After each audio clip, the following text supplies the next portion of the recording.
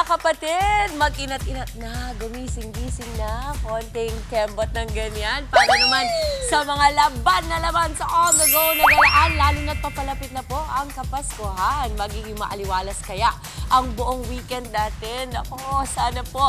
Alamin natin yan kasama ang ating resident meteorologist, Weather Tito Alvin, na laging may panahon para sa'yo. Good morning, kapatid!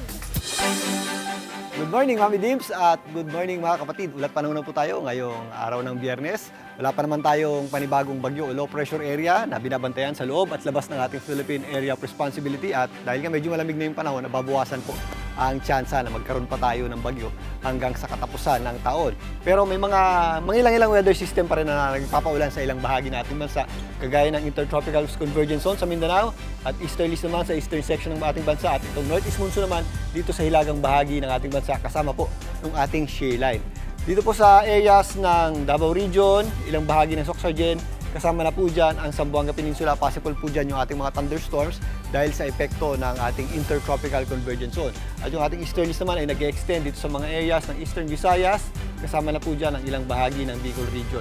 Ang natitirang bahagi naman ng Visayas at ang area po ng Mindanao, kasama na po dyan ang ilang bahagi ng Mimaropa, mga isolated lamang o yung ating mga afternoon showers at thunderstorms ang ating aasahan. Pero asahan na po natin ang pagsikat ng araw, lalong-lalo na sa tanghali. Medyo mataas din po ang ating tsansa ng pagulan dito po sa areas ng Palawan. Samantalang ito pong areas ng Quezon, kasama na po dyan ang Aurora, medyo maulap din po ang ating panahon dyan at possible din po dyan yung ating mga pagulan. May mga possible din tayo mga pagulang aasahan dito po sa mga areas ng Cagayan, Isabela, Nueva Vizcaya, dahil po sa ating amihan o northeast monsoon, maging dito po sa area ng Abra, Apayao, Kalinga, kasama na po dyan ang mga kabundukan dito sa area ng Mountain Province, maging dito sa ilang bahagi ng Cordillera. Ang natitirang bahagi ng Luzon, mas maliwalas naman po ang ating panahon, pero possible po yung ating mga isolated na mga mahihinang pagulan, lalong-lalo na pagsapit ng hapon at gabi. At again, kapansin-pansin din po yung ating pagbaba ng temperatura, lalong-lalo na sa gabi at madaling araw dahil sa epekto yan ng ating amihan o northeast monsoon. Dito sa Metro Manila, makakaasa rin tayo ng maganda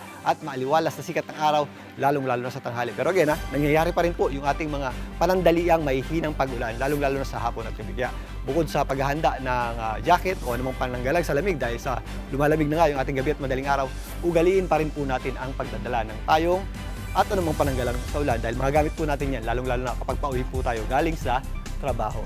At mga kapatid, kapansin-pansin na nga na mas mahaba na ang gabi kaysa sa umaga dahil nalalapit na tayo sa tinatawag nating winter solstice o yung ating pinakamahabang gabi ngayong 2025. Po ay sa December 21. Yan, December 21, ngayong linggo na po yan sa Northern Hemisphere o sa itaas na bahagi ng ating mundo. Dito sa Metro Manila, halos 13 hours ang haba ng gabi kumpara sa 11 hours lamang na haba ng umaga. Pagkatapos po ng December 21, unti-unti na pong madadagdagan yung haba ng ating umaga. Pero ngayon, i-enjoy muna natin ang malamig at mahabang gabi, lalong-lalo na sa may mga katabi. Sa katunayan, mas late pa rin pong sumisikat ang araw. Yan po ay malapit na. Mamaya po yung 6:15 AM. So medyo late nga yung ating pagsikat ng araw at mas maaga rin po yung lumulubog. Mamaya po yung 5:31 ng hapon. At yan muna latest sa ating lagay ng panahon. Muli ako po ang inyong Weather Tito Alvin. Lagi may panahon para sa iyo.